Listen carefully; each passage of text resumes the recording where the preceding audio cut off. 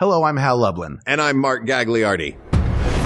Since the dawn of humanity, one issue has gone unsettled. With the fate of the world in the balance, we're here to settle, once and for all, best playground equipment. That's right. Don't worry, everyone. We got this. Podcasts should have a theme song. Podcasts should not have a theme song. Yes, they should. No, they shouldn't. They sound good. Yeah, but people are just going to skip past it. You know what? You're right. We got this. You enjoying this already? I am.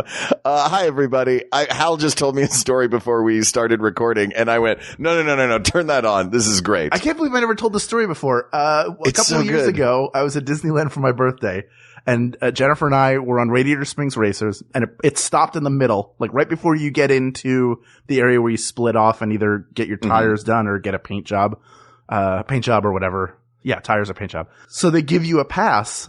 Like, you can get on any ride, anytime, right away. Mm-hmm. And it was towards the end of the day, and we decided, let's use it for Peter Pan. Peter Pan, notoriously always a long line, and there's no place to put a fast pass in that area of Fantasyland. So we were waiting by the wheelchair entrance. So you load in where people are exiting. So the standby line is a nightmare as usual, and this guy gets off, this like huge biker guy, and as he's getting off and walking out, he goes, I waited an hour and a half to get on that ride. And you know what? It was worth it. I love this guy so much. He's so good. I like to think that guy was the Joey that was getting yelled to in New York. Joey, how do you take your tea? It's the same guy. It's the same guy. Same way Peter Pan does. Yeah. My hero. Oh, man, this Peter Pan ride is so good. We're in a bedroom, but this boat that I'm in is going to stop flying. Boy, I get on Peter Pan. I get a horsey on King Arthur's carousel. Dare I try to pull the sword from the stone? Is it my day? It could be. Oh, God, that's so good. But we're not here to talk about Disneyland, Hal. We're here. Sort of are. Sort of. We're here to talk about recreation and leisure. Yeah. And playgrounds, specifically. This one came from Twitter 4 days ago. Craig Curry asked, what is the best piece of playground equipment? And that is a great question. It was a great question. It's really I heard fun. it right away, and I was like, yes, I want to answer that. Where were we?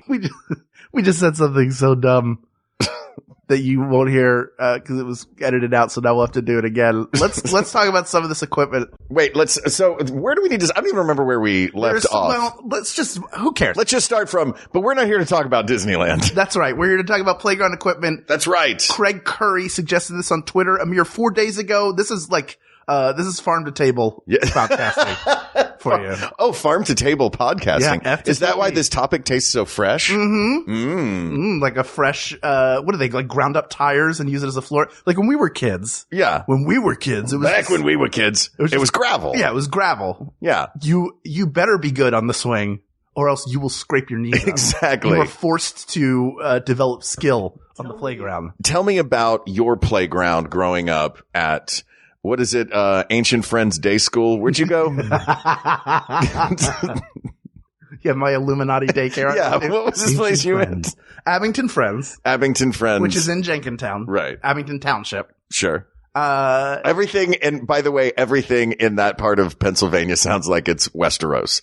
It's all townships and legions and like things like that. Now, no, it's not just like, this is my town. Yeah. Now, okay. So we had describe your playground. We had swings. We had really nice swings, the kind where it's like almost the hard rubber seating. Yeah. Was like it a flat strip or like the one that looks like a big diaper? One that looks like not like a diaper where your legs go through, but like a Band-Aid, like an inside out tire. Yeah. And you'd sit in it and so you could really get up. But it was still flat. It was, right? Yeah, it was like flat rounded. Yeah. I know what you're talking about. We had that. It wasn't like those old timey flat wooden swings. Yeah. We had a slide. Mm-hmm. I don't remember there being anything special about it. I think it was just straight up and down slide. We had, now I don't know this is what we were trying to figure out. It's not in here. We don't know, like, they call it horizontal ladder now. I don't know if jungle gym is offensive. We don't know if monkey bars is offensive. Let's just call them, playground, See, they're not a climber because the climbers are those habit trails for kids. We're going to call it, you can call them monkey bars. It's fine. Monkey bars. Okay. Yeah. So we had a set of monkey bars. We had two. We had one that was like the traditional where you go hand over hand, and another that was wider hand over hand. But then on the outside of the frame, so it was almost like you had a set of smaller bars. So the top one, you could stand, you could climb up and then swing around. You would stand on it with your hands on the top bar and your feet standing. And then it got smaller as it went. And it was the opposite height each side. So you could go from the part where you're standing and jump onto the part where you're swinging. So the ground, they went in the monkey bars went in an arc. No, they went straight across and the ground dipped, or straight across and down. And then, I'm trying to think of how, so if this is by the way, listening audience, Hal is demonstrating with his hands on the table, showing me exactly what his monkey bars look like. Like this is the monkey bars, right? This is a side view. You had one part that was like this, and then like this, and then like this, and then like that. Assorted heights of bars. So you could jump and swing. Listeners, Hal did a stair-steppy kind of hand design on the table. I'll post a crude drawing of it.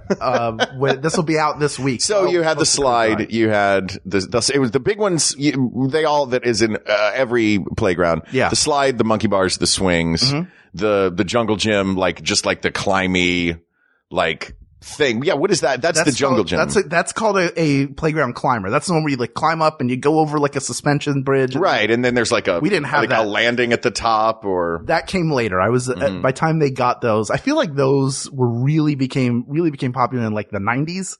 Yeah. I was a little too old to get to play on those. Yeah, when I was a kid, we helped build a place called Fort Kidd in Knoxville. It's still there. It's like this huge playground, and they had the whole city come out and build it. What? Why are you laughing at Fort Kidd?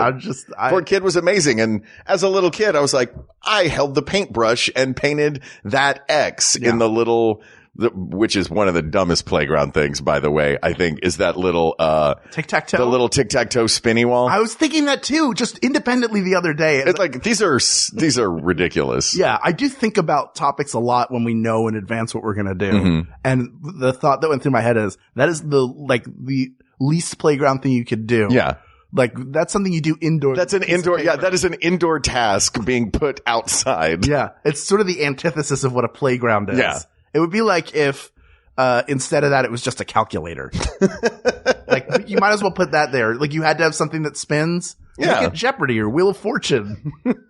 That would be amazing if you could have different, Wheel of Fortune things put in there. You slide a big thing in or whatever. Yeah, you write on it. You make a dry erase or something. Oh. Come on. Do I have to do your job for you, playgrounds? Come on, playgrounds. Make them chalkboards. So here was mine when I was a kid. Yes. We had the monkey bars. We had a great big swing set. It was all wood too. Ours was all wooden. And we had this, I guess a climber that was like a fort. There wasn't a suspension bridge on it, but there was a top level and there was an indoor part. And that's where my buddies and I hung out. We somehow became the indoor kids of the outside playground. But that was our fort, Yeah. We also had the giant sandbox. Right. Giant sandbox. Oh yeah, we did have a sandbox. Yep. And we had big slide. Loved the big slide. My favorite thing we had that was insane, and I don't know if other schools had this. And by the way, all of this seems to me now in my brain, it is 10 times larger than it was. Of course. It was probably not as tall and dangerous as I thought it was, but basically it was just 3 telephone poles. Separate, the whole area took up about as much space as a large dining room table, like a 6-seater and 8-seater dining room table. This whole thing. Okay. It was 3 telephone poles with assorted sized tires on them. And so it was just like you were mountain climbing to the top of a thing. And basically the game was just, hey, do you want a real fast way for someone to break their arm? Let's put as many kids on these 3 telephone poles with tires on them to climb on and play a game of let's see who's still up here in 5 minutes, which was kind of always the game. And I loved it. It was so fun. So we've gotten to what is the big contenders in playground equipment. Yeah, there are a few missing. I mean, we discussed briefly. I don't know if we discussed it off air. I know we discussed it off air. I don't know if we discussed it on the Geodesic Dome. Right. which is kind of a neat piece that you just sort of climb up and there you are. You can be inside it and there you are. Yeah. There's the teeter-totter or seesaw. That's a real, that was a real fun one. We didn't have one at the school playground, but we did have one at a local playground, I remember. It was really good for body shaming whoever the big kid was. I was not the big kid as a child, but whoever the big kid was, you either wanted on the teeter-totter or you didn't want on the teeter-totter. Right. Either way, that kid would feel terrible about themselves. Yeah. And for that reason, that's why I would say no to it, just sort of out of hand. Mm-hmm. But here's another thing that occurred to me. And there's another ride, a couple more that we haven't really discussed. Mm-hmm. You've got a list in front of you, so that's good. Yeah. When we started this podcast and you were coming up with ideas that made me think that you didn't quite know what we were doing as a podcast. Sure. One of them was danger or fun. Oh yeah. No. I still like the idea of doing, that's what this is. So this episode, no, this is Best Playground Equipment. If we were doing an episode that was just danger or fun, who wins? What do you mean you don't think I knew what this podcast was about? I knew exactly what this podcast was about. That is not something people sit around a bar and argue danger or fun. Or do you argue about that with people? I do remember on several occasions having, the bar, you know, that game, the clean version, Screw, Marry, Kill. Yes. And we used to sit around the bar and play that game. But it was we started with like buddies of ours and then celebrities. And then eventually it became like concepts. Yeah. So it was like, okay, Screw, Marry, Kill, jealousy, hunger, and it was like, what are you doing? And so this really is the stuff we would talk about in bars. So don't try to hit me with somebody out there. Please suggest some really insane either or topics like that and swear to Hal that you actually discuss them so that we can use them on the show. Yeah, please promise me. But that's, I think ultimately what it's going to come down to is, are we looking for what is the most fun? Is it being safe a factor or not?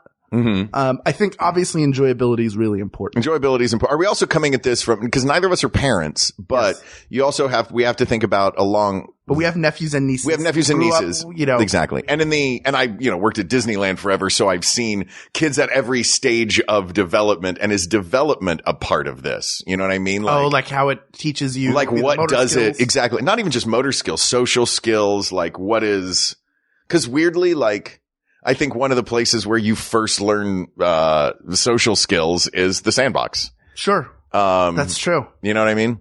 Which also is the absolute messiest. And kind of feels like it's forcing it.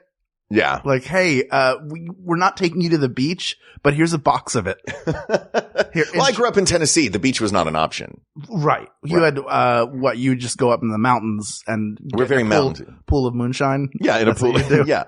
We would go find, Popcorn Sutton. And he would sit in the back of his distill of his distill. We were at Popcorn's Distill. You go to Dolly Parton's Pool of Many Colors. It's not supposed to be like that. Oh man.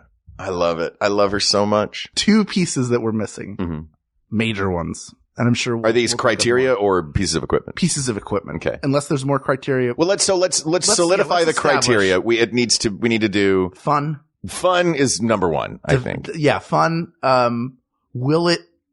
How dangerous is it? Fun, yeah. Do we want it to be less dangerous or more? I kind of like the stuff that's more dangerous. But is it being fun? Is that predicated on it being dangerous? Are there things that are fun that may be more fun but less dangerous? I don't know. If we did the fun versus danger episode, we could really figure this out. We definitely could. Definitely not. But so we have development, like what it teaches, overall value to growth of a person. And safety, aesthetics too. Sure, like it looks cool. Yeah, that's great. Look, in that case, 3 fire poles with tires on them is amazing. Yeah, when you're a kid, don't you look at something? When you first go to a playground, don't you look at like That looks like the most fun. It looks really cool. Yeah. Like a corkscrew slide in a tunnel. Oh yeah. For me, it's a suspension bridge. I'm like, look at this. Well, it just looks like a pirate ship to me at that point. Sure. Like if there's ropes involved, forget it. Any playground with ropes on it as a kid, I was like, I am a pirate. And I would just run up the ropes. I do love swinging on ropes. Oh yeah. That was so much fun. Like a rope hanging from a tree is not a piece of playground equipment. Right. It is a lot It's the crudest old school version of a piece of playground equipment. You want to be a pirate. You want to be Indiana Jones. You want to be Spider-Man or woman or Spider-Gwen. You can do all of that. Oh, I finally saw that movie.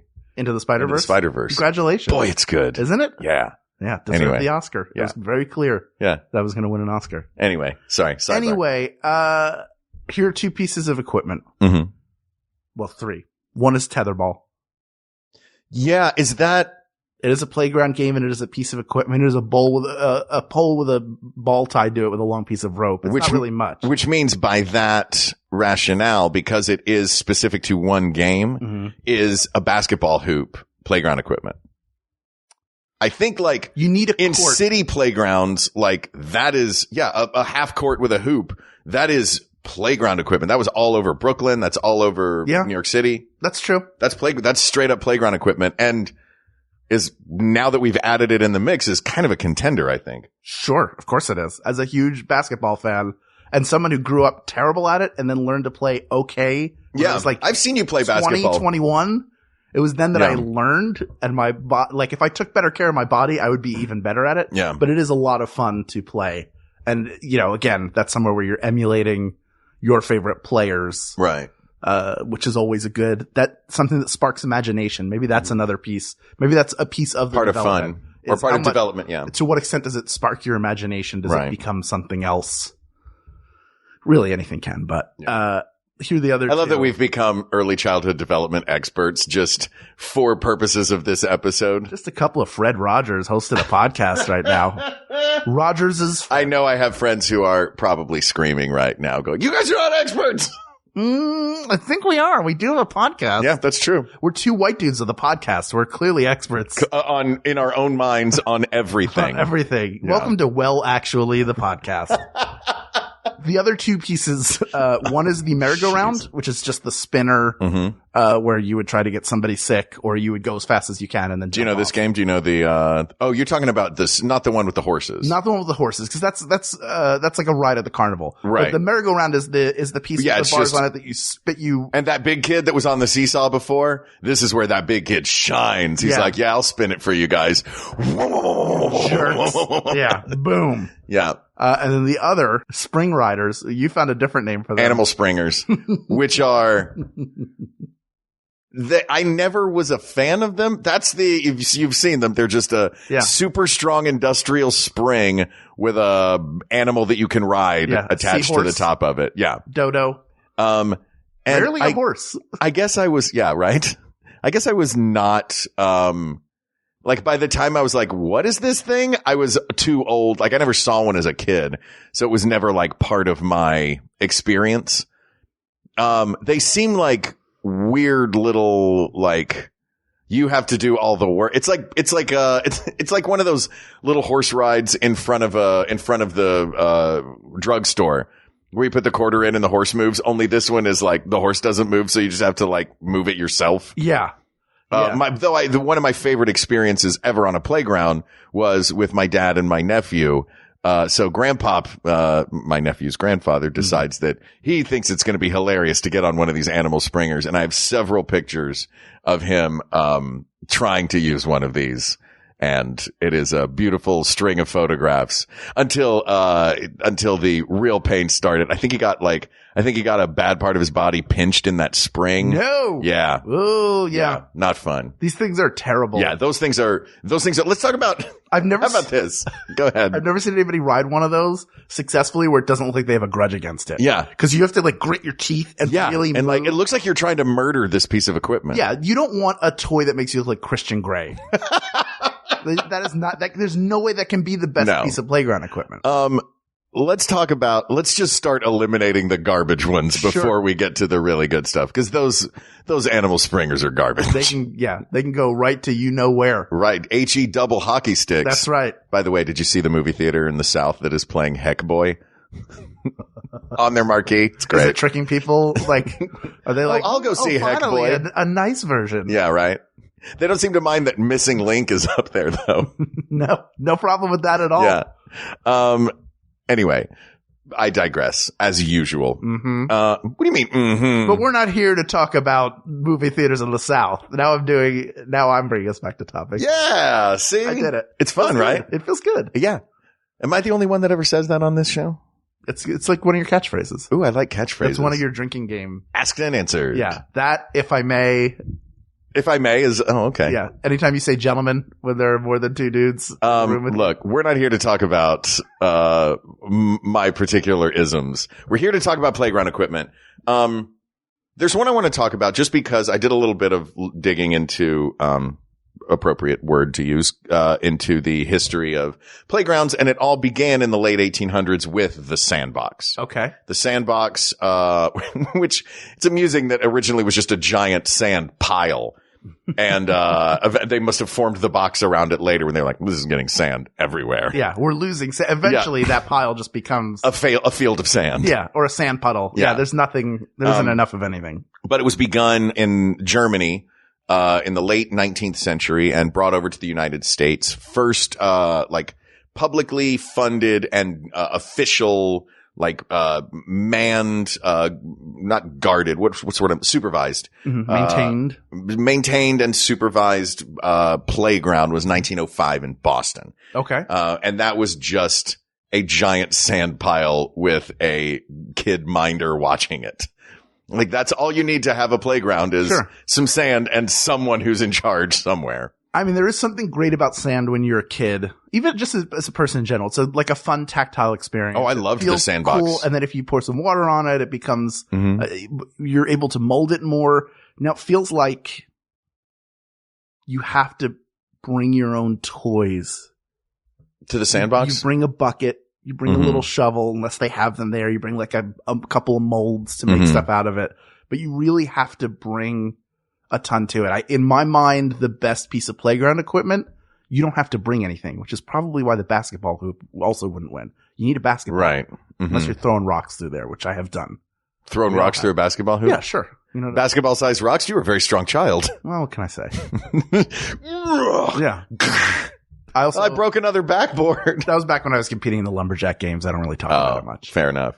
But I do think is that what happened to those 3 telephone poles with the tires on them? Why they're not there anymore? Yeah. You were chucking them as part of your lumberjack games? I needed them. I needed them so I could roll them through a river. Oh, sure. In my kilt. Yeah, there's something about that where you have to bring stuff to it to really make it worth your while, right? Mm-hmm. You age out of it very quickly. You do age out of the sandbox. Also, after playground time is over and it's time to go back to class. Oh man, if you were the kid that was in the sandbox during recess, you're struggling for the rest of the day. You're a mess. Yeah. Just everything is sand everywhere. Mm-hmm. Like, I know that our teachers must have hated us having a sandbox at school because we come back in from recess after lunch and it's just, oh great. And now my classroom is completely dirty, just covered in dirty Tennessee sand, which is not a thing. And it already stinks. Yeah. Kids smell terrible. Yeah, generally. I worked as a counselor. Well, sure. At playground time, you're running around and at a summer camp. But what's worse is you always had to work electives until I became a coordinator. And then it's like I ran drama and that's what I did. I just ran activities. You mean like theatrical drama, not like you were in charge of the campsite gossip drama? No, I'm a messy B word. The counselors all had to do different things. You either like got the snack ready or you were supervising at the pool, but the job no counselor ever wanted was locker room duty. Oh, yeah. Cause it's just a bunch of kids at different ages. They're in various states of dress. So you're looking at the ceiling the whole time and going, all right, let's get changed. Come on. And the smell was so bad. It was so bad. It's one of those smells I remember really, really strong, like a top 5 remembered smell. It was that bad. I mean, it was The locker room at a summer camp. How old were the students? They were anywhere between, at that point, they must have been like 7 to 13. Oh yeah, that's a crazy range. Terrible. It's terrible. The 1,000-yard stare you have right now is very funny. So bad. And you don't want to be like, in 2019, you really wouldn't want to be down there. Mm-hmm. But guess what? In the 90s, you also didn't want to be down there. Wait, why in 2019 just you wouldn't want to be it's down like there? weird to be down there with kids who are getting undressed. It just feels uncomfortable on a lot of different levels. Like, can't just wear a wet bathing suit all day. You're a kid. You'll be fine. What are you going to do? Smell worse? It's impossible. Just wear a wet bathing suit all day. It'll dry off. It's hot. It's summertime. You ever run out of underpants and use a swimsuit? Sure. Yeah. All right. Just checking. I've run out and not used swimsuit either. Yeah, I can't do that. Just jeans and just jeans, you monster. I've done it like once. Oh man. But I don't run out of underwear. Like 1 or 2 times doing that in my life was enough to know I must have enough underwear. I'm lucky to live in a home with a washer and a dryer. Mm-hmm. So that stuff is constantly being washed. Yeah. Constantly. I don't have a washer and dryer. Hal, I'm wearing a swimsuit right now. I believe you. I can smell it. What else would you eliminate? So are we eliminating the sandbox? Because it also, I think there's a universality that we don't really talk about. Something that a kid of every age can enjoy. Right. And also the sandbox to me seems a little old timey. Like if we're talking about medical procedures, we can eliminate leeches. Thank you for your service. You did a great job for a long time. Yeah. Still in use in some places. Yeah. Still in use in some places, but we can eliminate the sandbox. I think so. Sandboxes are for babies. Yeah. They're for little tiny babies and not big boys and girls and those beyond the binary, to enjoy. Yeah. They don't want to be the little grow baby. up. Yeah. Grow up, you baby. Get out of your sandbox, you little baby. Well, I would eliminate the geodesic dome. The geodesic dome is cool, but it's one of those visually stunning ones, I think. It's very cool to look at. Once you've climbed to the top or been inside of it, what else? Then you're done. What do you do? Yeah. That's it. Play a game where you try and throw a tennis ball from the outside to somebody on the inside. Though I will say the geodesic dome gives opportunity for imaginative play. Okay. In the way that the sandbox does as well. The sandbox just has way more going against it than for it. Right. But one of the things sandbox does have going for it, I think, is imaginative play. It does. And, I think the geodesic dome is so basic. Like, here's a structure that is half a sphere. Climb it to the top, mess around inside it, do whatever you want. It's pretty much a blank slate of imagination. Right. I think. Yeah, it is. It's just there's not enough. Like, I feel like I would play on it for like 30 seconds and then be done. Mm-hmm. It doesn't have a lot of replay for me. Even with imagination, you have to incorporate it into the play. Right. It's not like, I don't know. It just doesn't feel like the main star of an imaginative play session. Yeah. Right? Like it would be the Death Star. You have to get into the Death Star.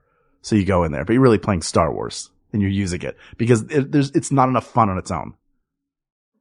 Yeah, it's not in the way that the monkey bars did you guys have parallel bars at your school? We actually had parallel bars. Yes. Yeah, we did. Like the monkey bars and the parallel bars, the fun comes both from less from the imagination and the imaginative play and more from the like, look what I can do of it all. You know what I mean? The climbing, the flipping around, and there's you have a lot more ability to do that than with I think we can eliminate the dome. Though I do like imaginative based, things like that. I do too, but also you could be imaginative with anything. Yeah. Right? That's true. I've watched Whose Line Is It Anyway and seen the game props. You should see what they can do with a giant crayon. If you put Colin Mockery and Ryan Stiles on a playground, everything becomes anything. Yeah, exactly. Anything. And Ryan's hands wind up near his face doing something. And Colin Mockery's eyes go real wide and his mouth makes an O.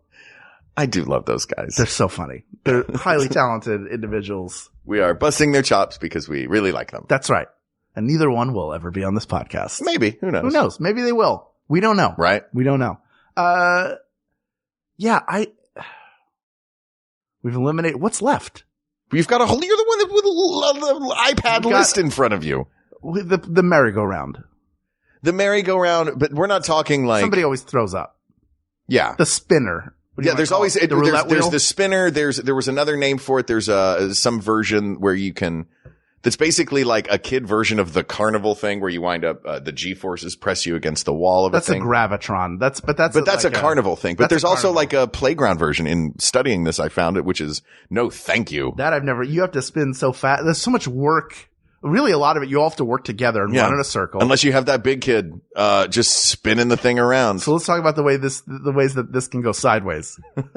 You're spinning, you're too slow, you fall, you get trampled. Sure. You fly off. The flying off feels like the way more, yeah. You try to jump off, also dopey, you get hurt. Yeah, I feel like the merry-go-round has led to more, sprains and ankle sprains and, elbow scrapes. Yeah. Than any of the other ones. Throw Up City. Yeah. Throw Up City. I feel like there's more downside than upside to it as a ride. Mm-hmm. I mean, it's cool to see how long you can stay on it. Also, when it goes really far, when centripetal forces is throwing you out. Yeah. The merry-go-round to me has always been symbolic of a post-apocalyptic world, because every time there is a post-apocalyptic world in a movie, that's a hard sentence to say.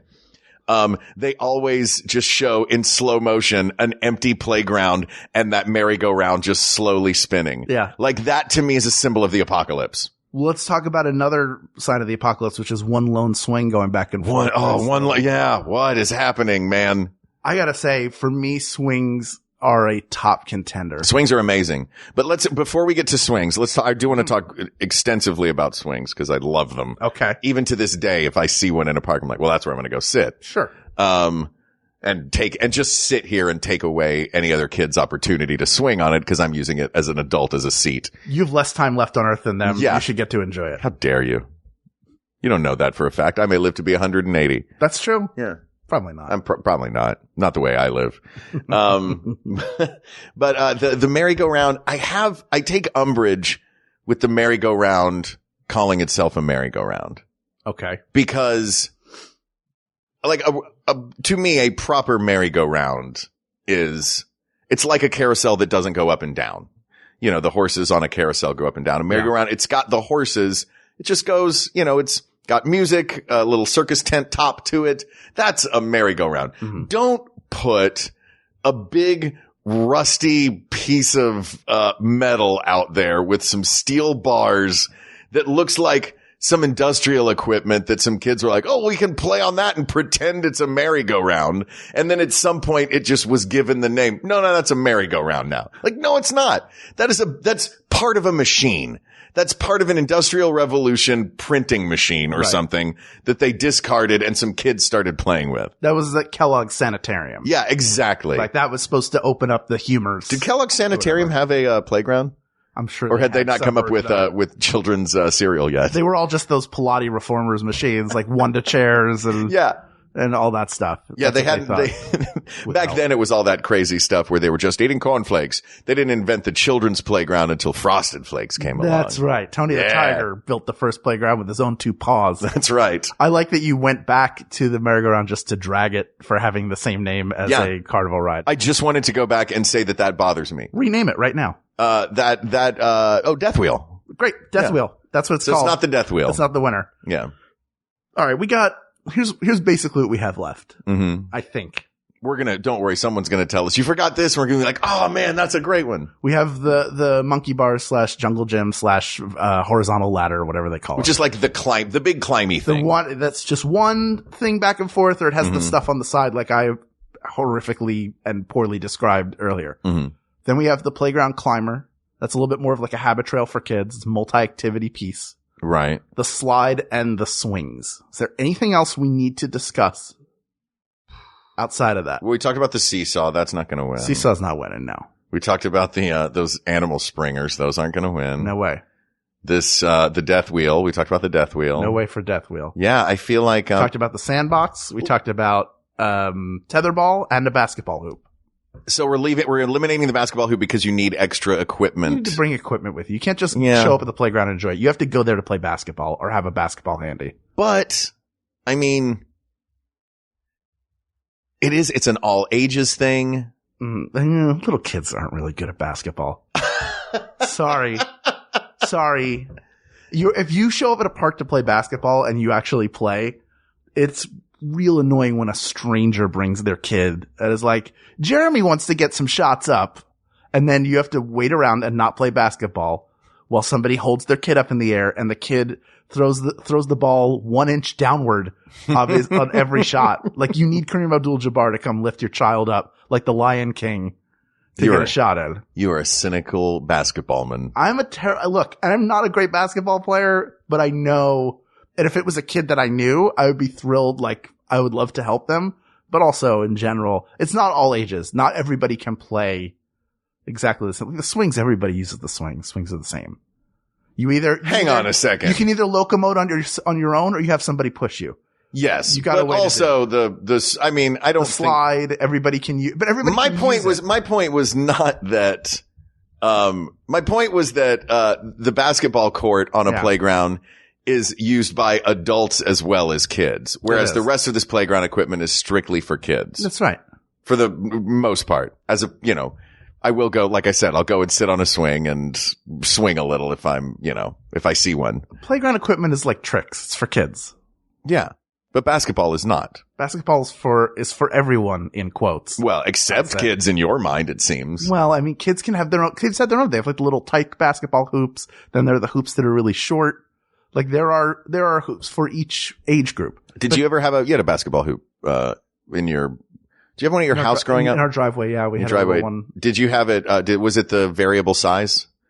So like when you were a kid, cause one of my favorite things as a kid, we had like the one that, just the little pop-up one that you set out in the driveway. Yeah. And we would have, when it was lowered, cause it was like, you could lower it. Oh man. You'd be Dr. J. Being able to dunk as a little Italian boy. You know who doesn't dunk? Little Italian boys. That's right. That's true. Neither do little Jewish boys. We don't either. I did not have not dunk smiths. We're not dunk smiths at all. I had a neighbor a couple doors up who had one, so we would go play on that, and that was always really fun. Oh yeah. When you could dunk, man, that's the best. Yeah. Anyway. All right. So yeah, I will, boy, it's tough to eliminate basketball because I so often, I guess my idea of it is being in New York City and there's always the playground there's always like a playground area. You walk past a million playgrounds, which is great how much green space and park space that city has. Yeah. There's always a basketball court and it's always full. There's always people using it. It's its own park. Yeah, I guess that's true. When you go to Rucker Park, I did just separate in my brain, like there's the playground and there's the basketball courts. Exactly. Yeah. All right. So let's take a break. And then we will look at these last few that we have and our criteria. Yeah, that's it. Great. All right. I'm bailiff Jesse Thorne, and justice is within your reach. My mom refuses to take my phone calls. My boyfriend says I should take our cats with me to graduate school, but I think he should keep them. In the court of Judge John Hodgman, justice rules. My partner's board game collection is out of control. My sister won't stop stealing my clothes. I'm Judge John Hodgman. I'm tough, but fair. I'll bring you justice, and I'm only a click away. Tipping, automotive etiquette, siblings, roommates. If you've got a case, go to MaximumFun.org/JJHO. Judge John Hodgman is tough, but fair. Subscribe to the podcast today. Judge John Hodgman rules. That is all. Have you ever watched a movie so bad you just needed to talk to somebody about it? Well, here at the Flophouse, we watch a bad movie and then talk about it. Yeah, you don't have to do anything. We'll watch it and we'll talk it. We do the hard work. Featuring the beautiful vocal talents of Dan McCoy, Stuart Wellington, and me, America's Rascal, Elliot Kalin. New episodes every other Saturday at MaximumFun.org or wherever you get your podcast, dude. Bye-bye. Bye-bye.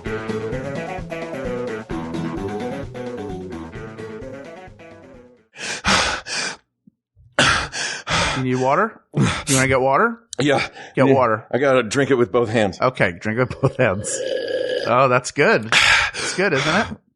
That was how I always came off the playground. Every time. And then you would go make out with a water fountain? Yeah, two-handed glass of water, and then you put your mouth on the water fountain nozzle. Of course. Yeah, because kids are gross. And you go... Yeah. To our kid listeners, we don't think you're gross. Hal does. I don't think you're gross. I don't think you're gross. If you do that is gross. You're not gross. That is a gross activity that we've all done. We've all did it. We grow out of it. We've all did it. We've all did it. What is happening? All right. I want to talk about, because there's still a little muddy in my mind, one of the things. So I want to clarify and see where it rests, and if that's eliminating one element of it. I'm a little muddy as to the monkey bars, jungle gym, climbing apparatus. What did you call it? The playground climbers? Playground climbers. But there was another word you used for it, like a habit trail. Habit trail. Like, you know what habit trails are, yeah, right? Yeah. That's what it is. It's you climb up, you go through the tunnel that sometimes is a little observation bubble. It's the Gymboree thing. Yeah, it's a Gymboree thing. To me, that feels like, I always associated it, and I'm sure that's not the case now, with like a well-to-do playground had that. Interesting. I always think of it as like, because I grew up with the wooden versions of these. Mm-hmm. So I see like the ones that are like big plastic bubbles. I think of that as the playground inside of McDonald's. It is sort of like that. It is like that. Oh, ball pit. Are we talking about McDonald's playgrounds too? No. Ball pit's not going to win, but it needs an honorable mention in as much as it is like a giant bowl of cereal if instead of cereal it was plastic balls and instead of milk it was pee. Yeah. Did you ever wonder what it would be like if you were in a pit full of small plastic versions of the locker room where I sometimes had to work as a teenager?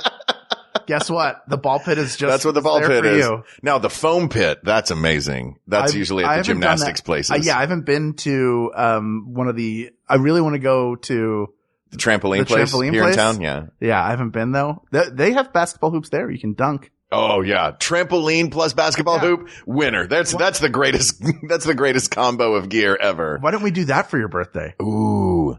Why didn't we? Oh, next year. Next year. I was gonna say, are you giving me ideas for my birthday that was last week? Yeah. I love it. No, I mean, yeah, exactly. Can we go back in time? And also, sidebar, thank you to everyone in the Facebook group who said very nice things for my birthday. You guys are all very kind and you made me very happy and cry. Aww. But happy cry. That's very sweet. So let's talk about this apparatus. Yes.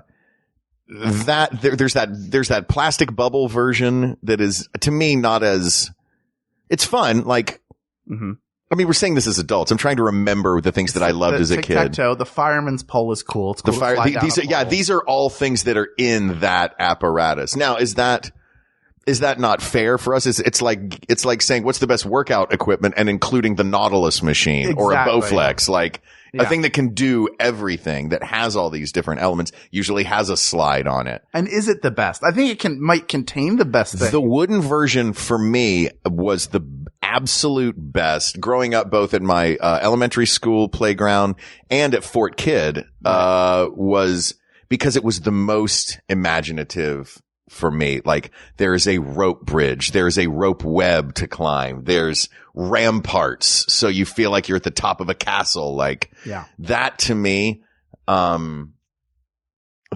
is great, and I loved that as a kid. And as far as like, what criteria did we have as our list? Fun, super fun, imaginative, development.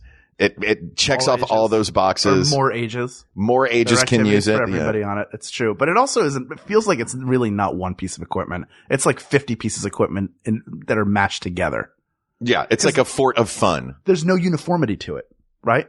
Like a swing is is that one of our criteria? Is uniformity criteria? If it is, then this would fail. Well, yeah, but we didn't say that was a criterion. It isn't, but we also. You want uniformity in your playgrounds, Hal? Yeah. Every playground should look different, man. They're like their own little cities. They must conform, have the same colors. Wow. The same layout. You've changed. It must be like Target. The reason why I bring it up is if we say playground climber, let's say that's what we're calling it. But we're separating that from monkey bars. Yes, we're separating it. See, that's where I was confused because I've seen like where their monkey bars are a part of that playground climber. But exactly. Sometimes they're not. Sometimes there's a rope swing. Sometimes there isn't. Sometimes there's a straight slide. Sometimes there's a corkscrew slide. Sometimes there may not be any slide. It's not the same thing.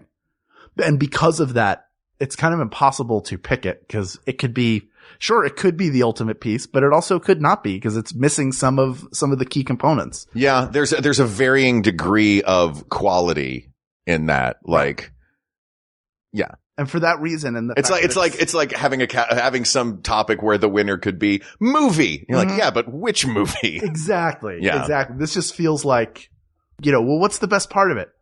All the stuff. Yeah. But it's not all the same stuff. I guess I keep having Fort Kid in my head. And so like that, because you become attached, like as a kid, you become attached to your playground. That's your thing. You know what I mean? I want to look up Fort Kid right now. Okay. Fort Kid. Park in Knoxville, Tennessee has 4.8 stars. Wow. It just popped right up, didn't it? Let's see some images. I'm amazed that that's the first Fort Kid that pops up. Like Fort Kid. Is that Fort Kid? That's Fort Kid. Yeah. Hey, I helped to build that. My goodness. It looks like a Civil War fort. Yeah. So does most of Knoxville. Is that Fort Kid also? Yeah. It's huge. It's got a tire swing, but the tire is just tied to some posts. So you can't really swing. You just sort of stand on it and jiggle. Mm-hmm. Great. And then this kid is shocked. Yeah. This kid's like, oh, I'm going to jump on that thing. See, this is what I grew up with, was like, we built this, and what did it say? Does it say like 90, 91 maybe? It doesn't say. I was a little kid when we built it, and then we got to play on it because it was across the street from where I had all my acting and dance classes. And it's near that giant disco ball. Yeah, the Sun Sphere. Yeah, the Sun Sphere. Or if you've seen The Simpsons, the Wig Sphere. I've been inside the Sun Sphere before. Yeah, and look, it's neat. It's very cool. It's also an exceptional. Exactly. It is an exceptional playground. It's not the regular like municipal thing. If we were doing what is the best park for kids or the best playground, that might be a contender. Yeah. But we're doing a piece of equipment. So I think that's why something like that, which I think a playground climber is. It's so varied. A playground climber is just too varied. Yeah. So that leaves us with 3. That leaves us with the slide, the monkey bars, and the swing. Yes. Let's talk about the monkey bars then. Okay. You talked about another piece being the recipe for quick injury. Mm-hmm. That monkey bar jungle gym that I described to you, while trying to jump from one side to the other side, I slipped and fell and broke both my wrists. Ouch. Here's the other thing I don't like about those things. I could climb up on top of it. And that was By the way, I love the personal vendetta against the monkey bars. So you're like, personal vendetta? Well, look, it's great for muscle coordination development. Like you're learning how to do this. It's great for that. It's great for the social skills because it's fun. It's a bunch of kids playing on one thing at once. And you can, if they have to learn about asserting dominance, knock each other off the thing. I don't know what kids have to learn about. I'm just going primal. Sure. You really are. Yeah. It's really fun. But your thing is like, nah, man, screw those things. I broke my wrists on those. Well, here's the other thing I didn't like about it before then. And this is maybe unique to me, but I would be willing to bet there are some people listening to this who may feel the same way. Mm-hmm. Like, it's cool to see your friends be able to cross hand over hand from one side to the other. It feels terrible when you make it like 5 rungs in and can't get all the way across. Yeah. It does. If there is that like sort of Darwinism of something like that, like.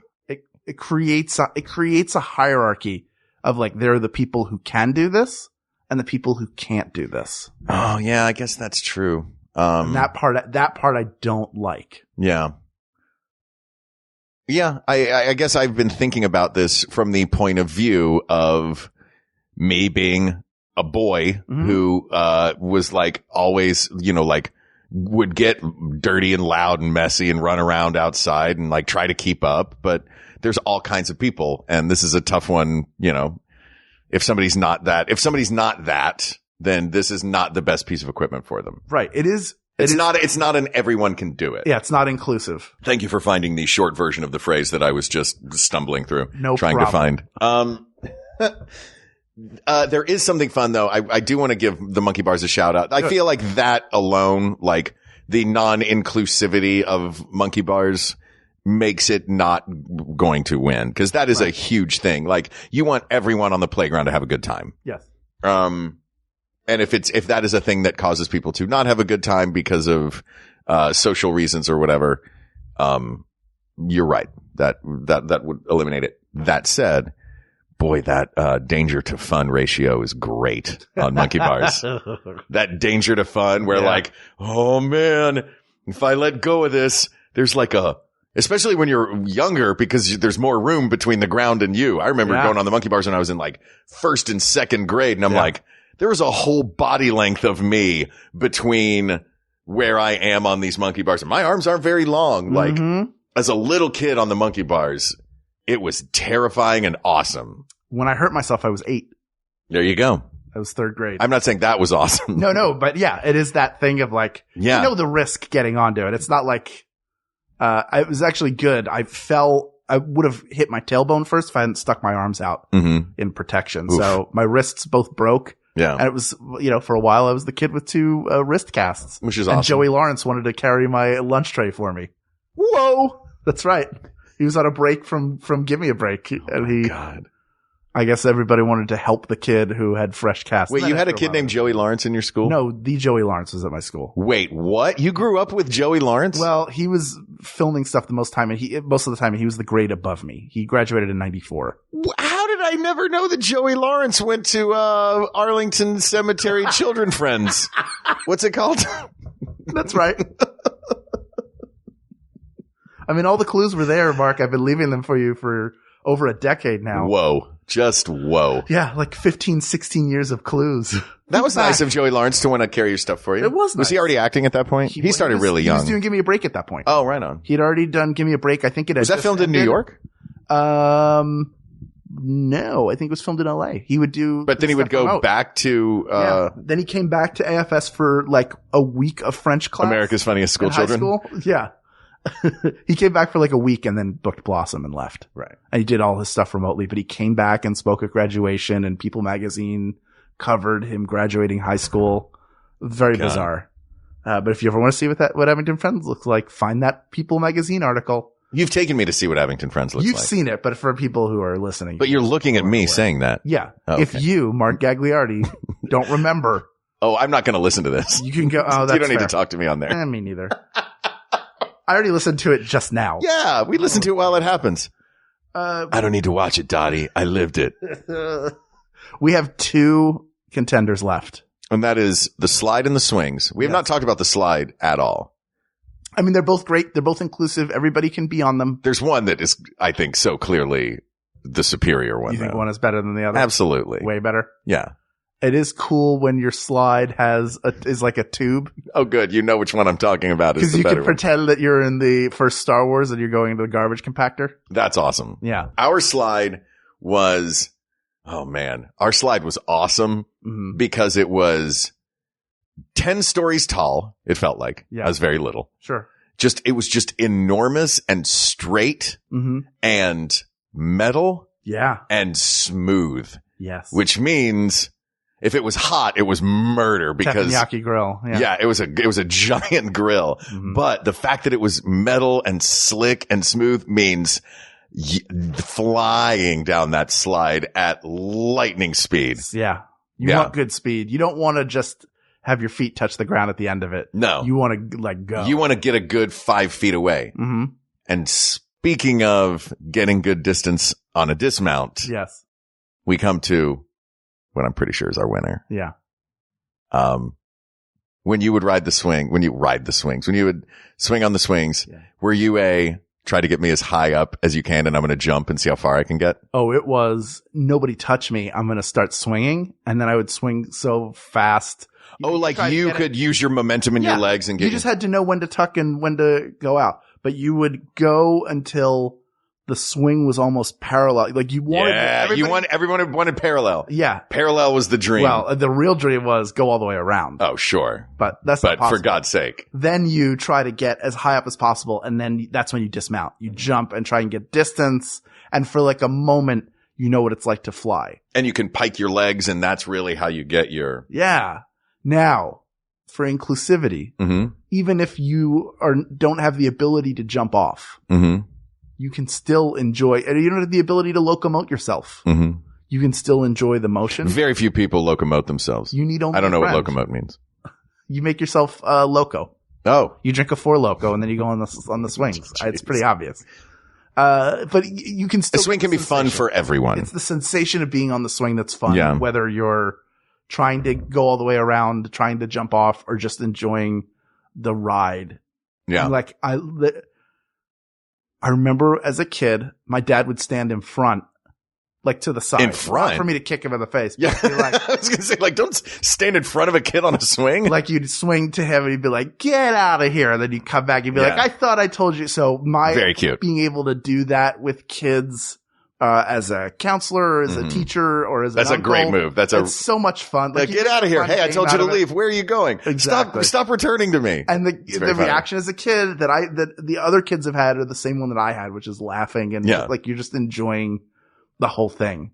And there is part of it that I don't know why I would always pretend like I was in a plane. Oh, sure. I like that. I always pretended like I was like when it was like it was the explosion and I was doing the like leap away from the explosion when I would jump off the swing. Like, I'm like, this swing's going to blow. And then you swing and then you just jump off and do that like Die Hard in the air.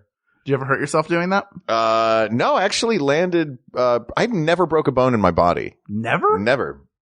I broke, actually, that's, as an adult, I think I, broke a toe, but that you don't really notice. Like, you can't really, like, I'm not going to go get an x-ray to be like, did I break this toe? I'm like, wow, that toe really hurts. It's probably broken. I'm just going to. Like all kinked out in 5 different directions. And I think I've broken my nose twice. You broke it doing the show. I thought for sure you broke your nose when I saw you, but you didn't have black eyes. I didn't have black eyes, so I don't think I broke it. It was just like I gashed it open doing the play. Yeah. But yeah, as a kid, I never, like, everyone I knew broke bones. I drank a ton of milk as a kid, so my bones are strong. As are your number 2s. That's right. Pencils. Dixon Ticonderoga. The milk toughest pencil there is. Yeah. Dip it in milk and right away. You're good. Yeah. It's the swing. Yeah. I'd like to talk about this new ad campaign you pitched, Hal. We here at Dixon Ticonderoga, we don't know about this dip it in milk as our, ad campaign now. Just check out this commercial. Hey there. You may not be reading my essays now, but I'm writing in milk. Wow. Is that Joey Lawrence? Yeah. Whoa. Wow.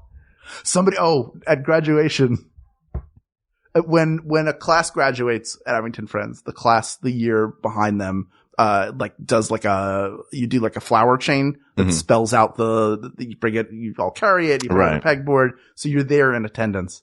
I was sitting watching and Joey Lawrence. And then you sacrifice someone? Yeah, somebody is killed. When Joey Lawrence went up to give his speech, somebody sitting next to me went, whoa!